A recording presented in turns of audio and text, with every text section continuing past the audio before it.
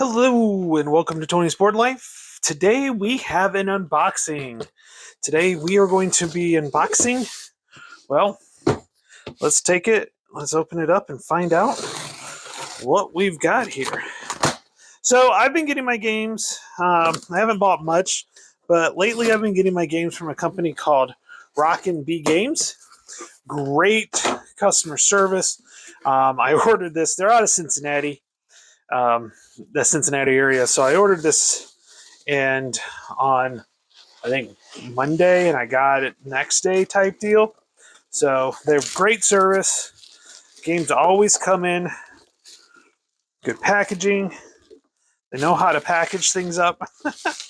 So that's really cool. But what I have here, also they always include like a candy, some dice for Rocket B Games. So that's that. So let's go ahead, let's get this cleaned off here. And I think I need to turn on my side lights and we can get done. So I have Antietam. This is by Worthington Games. I was in a mood for some Civil War gaming lately. And so I saw this and I saw that it was really something kind of looked kind of fun, a little not quite completely like heavy, very heavy or anything like that. So we're going to go ahead and do that. So let's go ahead. We're going to take off the shrink wrap here.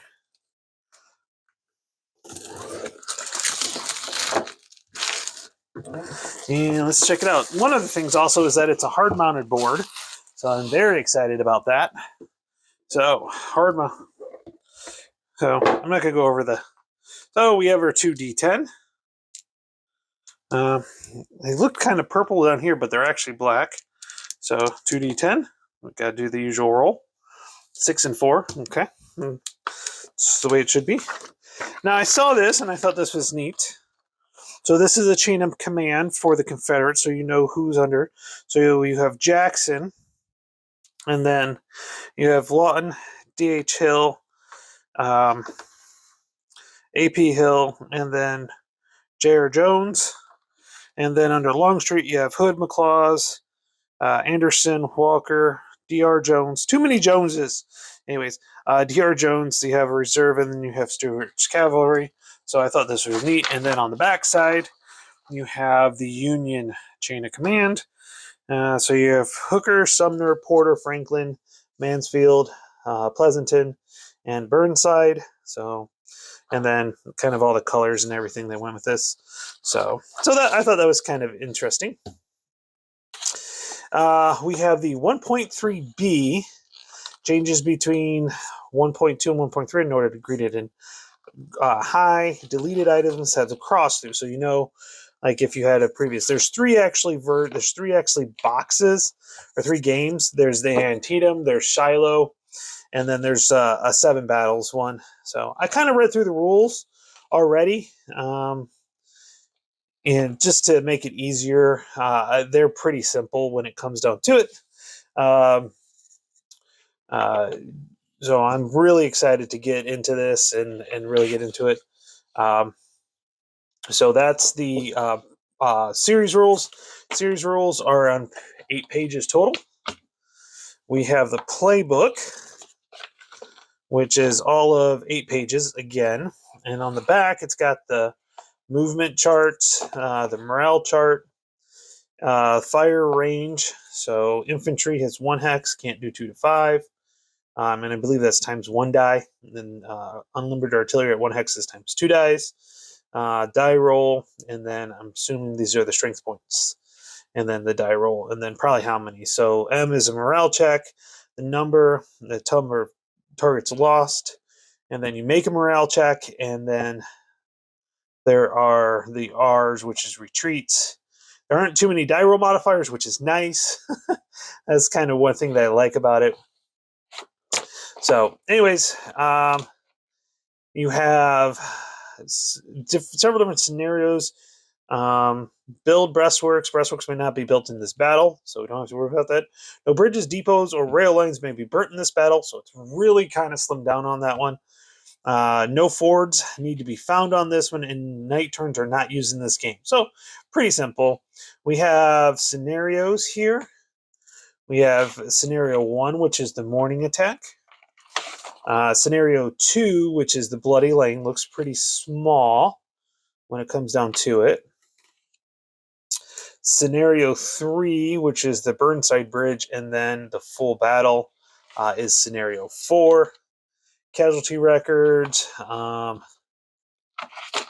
strategy, designer's notes, and then the player aid on the back here, which again have the player aid here, and then the movement chart, which is kind of neat. So you have the cornfields and town hexes are 2.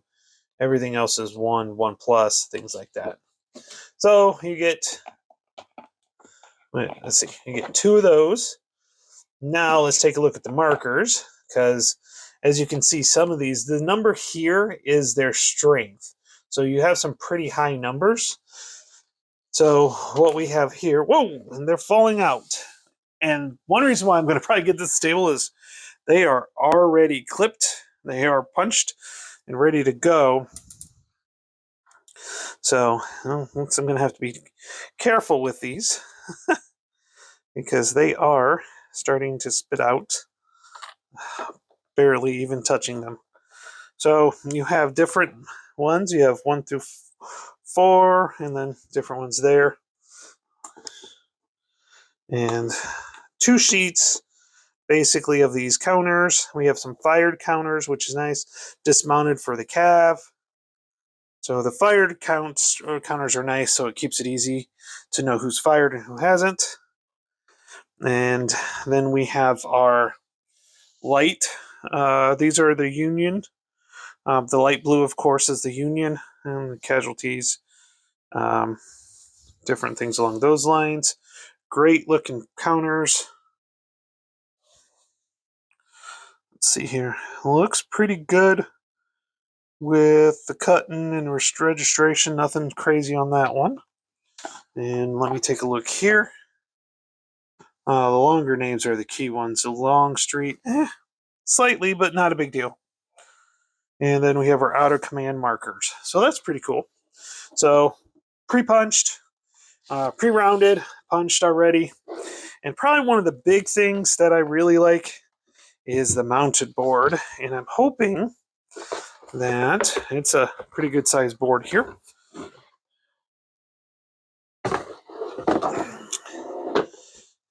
And hoping I can get this out here without too much of a trouble here. But yeah, not too bad. Oh, let me get these dice out of here. Not bad at all.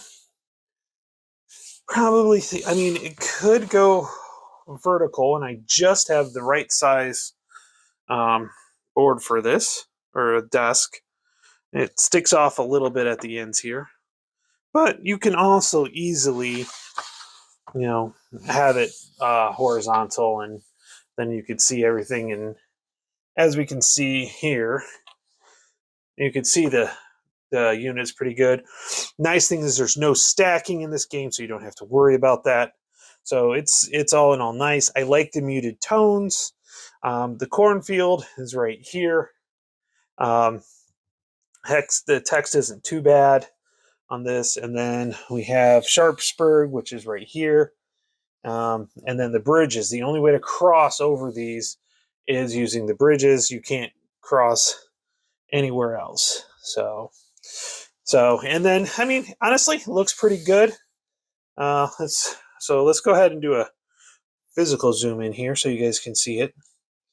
So, like I said, it's kind of a muted tones, but I'm okay with that. It looks good. I can see it.